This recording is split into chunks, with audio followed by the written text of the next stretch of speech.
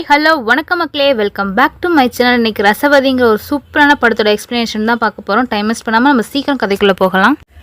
படத்தோட ஸ்டார்டிங்ஸ்லேயே நம்ம படத்தோட வில்லனை தான் ஃபஸ்ட்டு காட்டுறாங்க. இவர் ஒரு இன்ஸ்பெக்டராக இருக்கார்.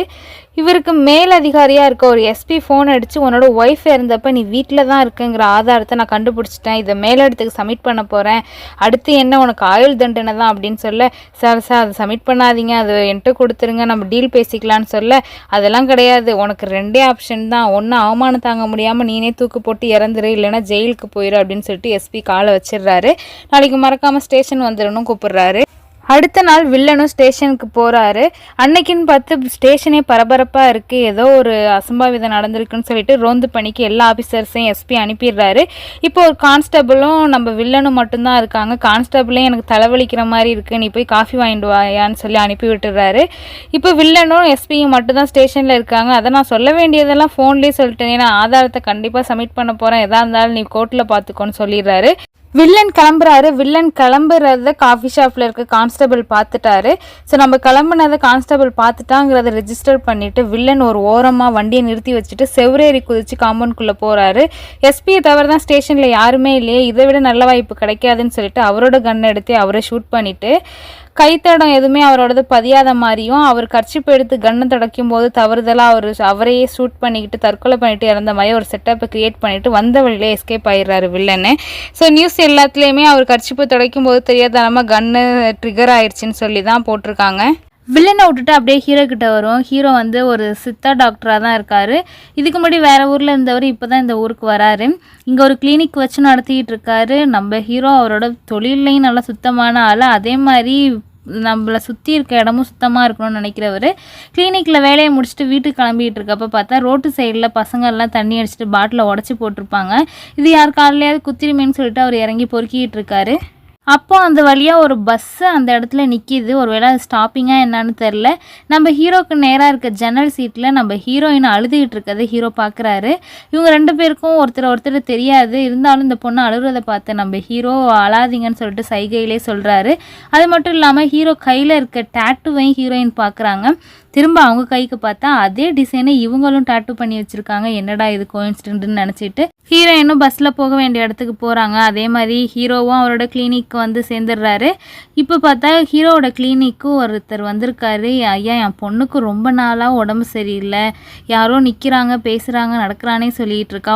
நாங்கள் ஒரு மனநல மருத்துவத்தில் ரொம்ப நாளாக ட்ரீட்மெண்ட் எடுத்துக்கிட்டு இருக்கோம், இருந்தாலும் அவளுக்கு சரியாகலை, ரொம்ப வயிற்று வலிக்குதுன்னு சொல்கிறா. ஃபோன் அடித்தாலும் மேடம் ஃபோன் எடுக்க மாட்டுறாங்க, அதனால் நீங்கள் கொஞ்சம் வந்து பாருங்கன்னு சொல்ல, ஐயோ இல்லைங்க, இன்னொரு டாக்டர்கிட்ட நீங்கள் ட்ரீட்மெண்ட் பண்ணிக்கிட்டு இருக்கப்ப நான் கூட இடையில போய் பார்க்கக்கூடாது, அது ரொம்ப தப்பு, நீங்கள் அவங்களுக்கு மறுபடியும் ட்ரை பண்ணுங்கன்னு சொல்ல, அவரும் சேர்ந்து கிளம்பிடுறாரு. நாங்கள் எவ்வளோ தடவை ட்ரை பண்ணிட்டோம் தம்பி, எடுக்க மாட்டுறாங்க, கொஞ்சம் வந்து உதவி பண்ணுங்கன்னு சொல்ல ஹீரோவும் சேர்ந்து போய் அந்த பொண்ணுக்கு ஹெல்ப் பண்ணுறாரு. ஹீரோ என்ன மருந்து கொடுத்தாருன்னு தெரில, அந்த பொண்ணுக்கு குணமாயிருச்சுங்க. அப்படியே சீனை கட் பண்ணால் வில்லன் நம்ம ஹீரோ இருக்க ஊருக்கு தான் ட்ரான்ஸ்ஃபர் ஆகிட்டு வந்திருக்காரு. இதெல்லாம் ஒரு பக்கம் இருக்க, ஒரு மனநல மருத்துவர் ஊர்லேயே இல்லைன்னு சொல்லி கேள்விப்பட்டோம் இல்லையா, அவங்க மறுபடியும் ஊருக்கு வந்துட்டு அவங்களோட பேஷண்ட்டுக்கு நம்ம ஹீரோ ட்ரீட்மெண்ட் பண்ணி உடனே குணமாயிருச்சுங்கிற விஷயத்தை கேள்விப்பட்டு ஹீரோக்கு ஃபோன் அடிக்கிறாங்க. என்னோட கிளினிக்கு கொஞ்சம் வாங்கன்னு சொல்லி கூப்பிட்டு பேசுகிறாங்க. எப்படி என் பர்மிஷன் இல்லாமல் என் பேஷண்ட்டுக்கு நீங்கள் ட்ரீட்மெண்ட் பண்ணலாம், அதுவும் குணமாயிருச்சுன்னெலாம் வேறு சொல்கிறாங்க, இது தப்பு இல்லையான்னு கேட்க, நீங்கள் கொடுத்தது தப்பான ட்ரீட்மெண்ட் கொடுத்துக்கிட்டு இருந்தீங்க, நான் அதை சரியாக கண்டுபிடிச்சி மருந்து கொடுத்தேன் அப்படின்னு சொல்லி அவங்க பேசிகிட்டு இருக்க, அப்படியே ரெண்டு பேரும் பேசிக்கிறாங்க. இனிமேல் என் பேஷண்ட்டுக்கெலாம் நீங்கள் ட்ரீட்மெண்ட் பார்க்காதீங்கன்னு சொல்லி அந்த மனநல மருத்துவர்னு சொல்ல சரிங்கன்ட்டு கிளம்பி வந்துடுறாரு. ஹீரோ வர நேரத்தில் கரெக்டாக இன்ஸ்பெக்டர் அந்த டாக்டரை பார்க்குறதுக்காக போகிறாரு. இன்ஸ்பெக்டருக்கு மனநல நோயா என்னான்னு தெரிலங்க. இந்த டிஸ்கிரிப்ஷனில் இருக்க மருந்தெல்லாம் எங்கே டாக்டர் கிடைக்கும்னு சொல்லி கேட்டுக்கிறாங்க. பத்தாயிரத்துக்கு இந்த டாக்டரை பார்த்துட்டு வில்லன் ஃபேஸ்லேயே ஒரு ரியாக்ஷனை கொடுக்குறாரு. என்னன்னு தெரில, இவருக்கு உண்மையிலே மனநலம் பாதிக்கப்பட்டிருக்கா இல்லை சைக்கோவா என்னன்னு தெரில. ஸோ அப்படியே சீனை கட் பண்ணி இப்போ ஹீரோவை பார்க்கலாம். ஹீரோ ரெஸ்டாரண்ட்டுக்கு சாப்பிட வராரு. அந்த ரெஸ்டாரண்ட்டில் தான் மேனேஜராக நம்ம ஹீரோயின் இருக்காங்க. ஹீரோயினை பார்த்த உடனே ஹீரோக்கு பிடிச்சிருது. மட்டும் இல்லாமல் ஹீரோயினும் ஐடென்டிஃபை பண்ணிடுறாங்க. அன்றைக்கி நம்ம பஸ்ஸில் அழுதுகிட்டு இருக்கப்ப அழாதீங்கன்னு சொன்ன நபர் இவர் தான் சொல்லிட்டு, ஏன்னா அவர் கையில் இருக்க அந்த டேட்டுவை பார்த்துடுறாங்க. ஹீரோ பார்சல் வாங்கிட்டு போகிறப்ப அதே அதே ரெஸ்டாரண்ட்டுக்கு நம்ம வில்லனும் வராரு. ஹீரோ ஒரு மாதிரியாவே பார்க்குறாரு, ஆனால் ஃபேஸை ஃபுல்லாக பார்க்கல. ரெஸ்டாரண்ட்டில் வந்து உட்காந்துருக்க வில்லனுக்கு மண்டையில் எதோ ஓடுது. சின்ன வயசில் அவங்க அம்மா அப்பா 2 பேரும் சண்டை போட்டுக்கிட்டதெல்லாம் ஓடுது. இவர் ஏன் ஒரு மாதிரி சைக்கோத்தனமாக நடந்துக்கிட்டாருங்கிறதுக்கு இப்போ தாங்க நமக்கு ரீசன் தெரியுது. சின்ன வயசுலேருந்தே சரி நம்ம வில்லனோட அம்மாவும் அப்பாவும் பொழுதுனிக்கும் வீட்டில் சண்டை போட்டுகிட்டே தான் இருப்பாங்க. அதனால் கூட இவர் கொஞ்சம் பாதிக்கப்பட்டிருக்கலாம்னு நினைக்கிறேன். அது மட்டும் இல்லாமல் ஹோட்டலுக்கு வந்தவர் இருக்கதை ஆர்டர் பண்ணி சாப்பிடாம மெனு கார்டில் இல்லாததான் எனக்கு வேணும்னு சொல்லி கேட்குறாரு. இதெல்லாம் ஒரு பக்கம் இருக்க, நம்ம ஹீரோவும் ஹீரோயினும் நாளுக்கு நாள் டெய்லியும் சந்திச்சுக்கிட்டு அவங்களோட நட்பு காதல் வளர்ந்துக்கிட்டே போகுது. இப்போ ஹீரோட வீட்டுக்கெல்லாம் வர ஆரம்பிச்சிட்டாங்க. ஹீரோயினுக்கு ஒரு ப்ராப்ளம் இருக்குங்க. அவங்க ட்ரக்குக்கு அடிக்ட் ஆகிட்டாங்க.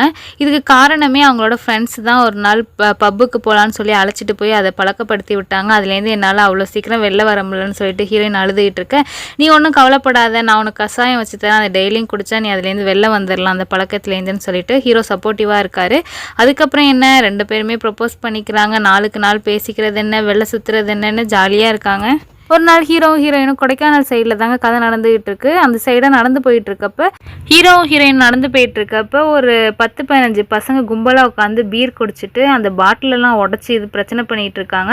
இதை பார்த்த ஹீரோ சும்மா இருப்பாரு, ஏன் பொதுமக்கள் வர இடத்துல பாட்டிலை உடச்சி போடுறீங்கன்னு சொல்லிட்டு அங்கே இருக்க பசங்கள்லாம் அடிக்க, ஊர் மக்கள் எல்லாரும் ஸ்டேஷன் இன்ஃபார்ம் பண்ணிடுறாங்க போலீஸ் ஸ்டேஷனுக்கு. உடனே போலீஸ் ஆஃபீஸர்ஸ்லாம் வராங்க. அதில் இன்ஸ்பெக்டரான நம்ம வில்லனும் வராரு. இப்போ தாங்க ஹீரோவோட முகத்தை நேரில் பார்க்குறாரு. பார்த்த உடனே அவருக்கு பயங்கர ட்விஸ்ட், ஒரு மாதிரி ரியாக்ஷன் கொடுக்குறாரு. ஒருவேளை வில்லன் ஏற்கனவே ஹீரோவை பார்த்துருப்பாரு போல, ஆனால் ஹீரோக்கு வில்லனை தெரியல, அவர் தெரியாத மாதிரி தான் பேசுறாரு. அங்கே பிரச்சனை பண்ண பசங்களையும் ஸ்டேஷனுக்கு அழைச்சிட்டு போயிடுறாங்க. ஹீரோவையும் விடக்கூடாது, ஏதாவது கேஸை போட்டு உள்ளே வச்சிடலான்னு தான் வில்லன் ட்ரை பண்ணுறாரு. ஆனால் அவர் மேலே தான் எந்த குத்தமும் இல்லையே, அனுப்பி விட்டுடுறாங்க. அங்கே இருக்க பசங்களை விசாரிக்கும் போது தாங்க தெரியுது, அந்த சைக்காலஜிஸ்ட் இருக்காங்க இல்லையா, மனநல மருத்துவர், அந்த டாக்டர் இந்த பசங்கள்கிட்ட காசு கொடுத்து அவங்களோட ஹஸ்பண்டே கொலை பண்ண சொல்லியிருக்காங்க. அது அவங்கள அடித்து விசாரிக்கும் போது தெரிய வந்துடுது. உடனே அந்த மனநல மருத்துவருக்கு இன்ஸ்பெக்டர் ஃபோன் அடிக்கிறாரு. உன்னையே நான் இந்த கேஸ்லேருந்து தப்பிக்க வைக்கணும்னா நான் சொல்கிறதெல்லாம் நீ பண்ணணும்னு சொல்ல, டாக்டர் நான் என்ன சார் பண்ணணும்னு கேட்க, நீ என் கூடயே வந்திருக்கணும் அப்படின்னு சொல்லி அழைச்சிட்டு போய் வீட்டு வேலையை பார்க்க வச்சுக்கிட்டு இருக்காரு. இன்னொரு பக்கம் ஹீரோவும் ஹீரோயினும் லவ் பண்ணுறது நம்ம இன்ஸ்பெக்டருக்கு, அதாவது வில்லனுக்கு வயிறு எரியுது. ஏன்டா இப்படி ஹீரோ பழிவாங்க ஒரு துடிக்கிறாரு, இதுக்கு பின்னாடி என்ன கதை இருக்குன்னு தெரியல. ஒரு ப்ராஸ்டியூட்டை ஹீரோவோட வீட்டுக்கு அனுப்பி இந்த காதலை கெடுக்க பார்க்குறாரு. ஆனால் அதுக்கெல்லாம் மடங்குற மாதிரி தெரியல. ஹீரோயின் யாருமா அவனை அனுப்புனதுன்னு கேட்குறாங்க. இந்த மாதிரி இன்ஸ்பெக்டர் தான் அனுப்புனாருன்னு சொல்லிட்டு அந்த பொண்ணும் போயிடுது. ஹீரோக்கும் ஹீரோயினுக்கும் சுத்தரம் ஒன்றுமே புரியல. இவர் ஏன் இந்த மாதிரி வேலைலாம் பார்த்துக்கிட்டு இருக்காரு, நம்ம காதலை கெடுக்கிறதுல அவருக்கு என்ன சந்தோஷம்னு நினச்சிக்கிட்டு இருக்காங்க. அப்படியே சீனை கட் பண்ணால் வில்லனை காட்டுறாங்க. வில்லன் அவரோட சின்ன வயசில் நடந்த நினைவுகள்லாம் அடிக்கடி நினச்சி பார்த்துக்கிட்டே இருப்பார். இப்போ தான் இன்னொரு இன்சிடென்ட் நடக்கிறாரு. அவங்க அம்மாவும் அப்பாவும் பொழுதுனிக்கும் சண்டை போட்டுகிட்டே தானே இருப்பாங்க. ஒரு நாள் சண்டையில் அவங்க அப்பா நீ செத்து தொலைன்னு சொல்லிடுறாரு. உடனே கோவத்தில் அவங்க அம்மாவும் போய் மண்ணெண்ணெயை எடுத்து அவங்க மேலே கொளுத்திக்கிட்டு எரியிறாங்க. அதை காப்பாற்ற போகிறேன்னு சொல்லிட்டு வில்லனோட அப்பா போய் அவங்கள காப்பாற்ற முயற்சி பண்ணுற இடத்துல அவருக்கும் தீ பற்றிக்கிட்டு 2 பேரும் சின்ன வயசு வில்லன் கண்ணு முன்னாடியே எரிஞ்சு இறந்து போகிறாங்க. சின்ன வயசுலேருந்து அம்மா அப்பாவோட சண்டை சாவுன்னு சொல்லிட்டு எல்லாத்தையும் பார்த்தனால இப்படி சைக்கோ மாதிரி பிஹேவ் பண்ணுறாரான்னு தெரியலை.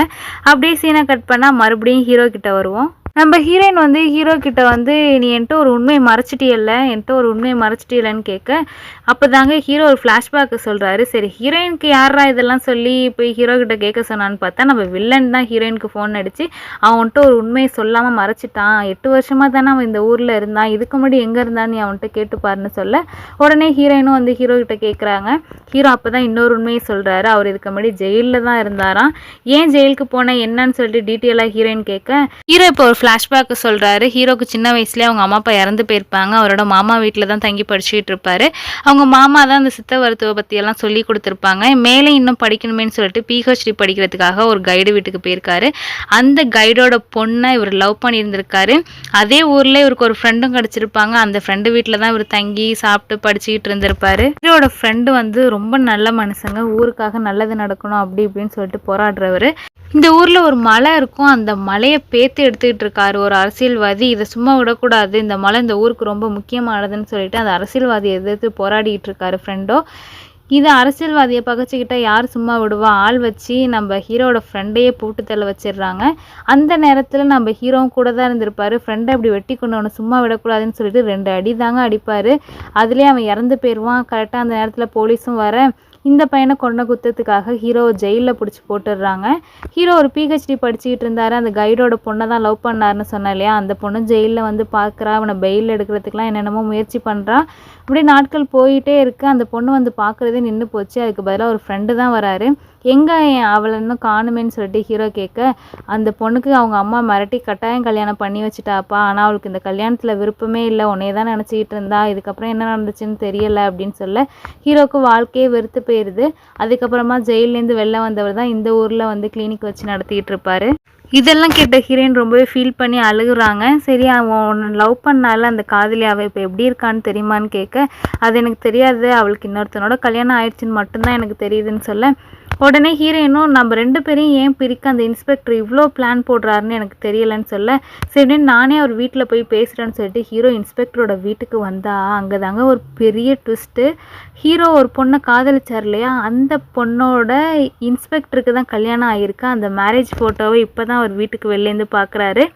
இப்போ மீதி ஃப்ளாஷ்பேக்கை இன்ஸ்பெக்டர் சொல்ல ஆரம்பிக்கிறாரு. ஆக்சுவலி நம்ம ஹீரோ காதலிச்ச பொண்ணை வந்து இன்ஸ்பெக்டருக்கு கல்யாணம் பண்ணி கொடுத்துருப்பாங்க. இவருக்கு இந்த கல்யாணத்தில் விருப்பமே இல்லை, இருந்தாலும் வேறு வழியே இல்லை இல்லையா, கட்டி வச்சிட்டனால அவங்க கூட தான் வாழ்ந்தாகணும்னு வாழ்ந்துகிட்டு இருக்காங்க. இவர் சரியாந்திர சந்தேக பேர் வழி போல் வீட்டிலே பயங்கர கொடுமை இவங்களுக்கு. வில்லன் ஒரு நாள் அவரோட ஒய்ஃபை வெளில போய் நீயே மளிகை ஜாமான் வாங்கிட்டு வான்னு அனுப்பி விட்டுட்டு அவங்களோட திங்ஸ் எல்லாம் போய் செக் பண்ணி பார்க்குறாரு. பார்த்தா ஹீரோவும் லவ் பண்ணும்போது, அதாவது காதலியும் ஹீரோவும் லவ் பண்ணும்போது எடுத்த ஃபோட்டோ ஒன்று இருக்கும். அதை பார்த்துட்டு ஒரு பயங்கர டென்ஷன் ஆகிடுறாரு. உடனே வில்லன் அவரோட ஒய்ஃபோட அம்மா அப்பாவெல்லாம் வர வச்சு, என்னை ஏமாற்றி கல்யாணம் பண்ணி வச்சுட்டீங்கல்ல, இன்னொருத்தனை காதலிச்ச பொண்ணையாக எனக்கு கல்யாணம் பண்ணி கொடுத்துருக்கீங்க, நீங்கள் பண்ண தப்புக்கு இனிமேல் இந்த வீட்டுக்கே வரக்கூடாதுன்னு சொல்லி கண்டித்து அனுப்பி விட்டுடுறாரு. சரி, போகிறப்ப வில்லனோட ஒய்ஃபோட அம்மா அப்பா என்ன சொல்லிட்டு போனோம், என் கூட வந்துருமா அப்படின்னு ஏதாவது சொல்லுவாங்கன்னு பார்த்தா, இதுதாம்மா உனக்கு வாழ்க்கை, நீ இங்கே தான் இருக்கணும், என்ன நடந்தாலும் நம்ம வீட்டுக்கு மட்டும் வந்துடாத, இங்கேயே அட்ஜஸ்ட் பண்ணி இருந்துட்டு போனால் அந்த பொண்ணுக்கு அட்வைஸ் பண்ணிட்டு போகிறாங்க. அந்த பொண்ணும் தேமி அழுவுறா, என்னடா இப்படி மாட்டிக்கிட்டோமேன்னு சொல்லிட்டு.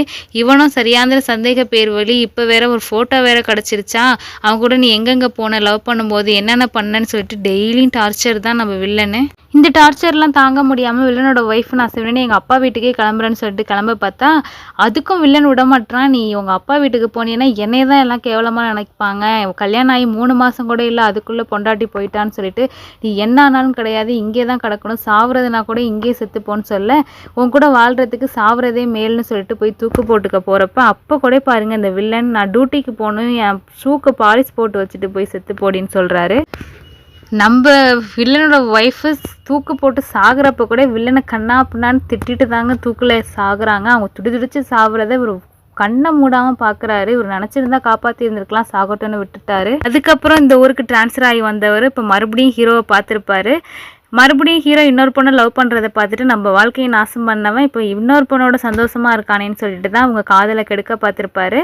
ஸோ ஹீரோ எவ்வளோ பேசி பார்த்தோம், வில்லன் சரிப்பட்டு வரல, நான் உன்னை கொல்லாமல் விட மாட்டேன், உன் வாழ்க்கை நல்லா இருக்கக்கூடாதுன்னு சொல்லிட்டு நம்ம ஹீரோ கூட சண்டைக்கு வர ஹீரோவும் பதிலுக்கு அடிக்கிறாரு.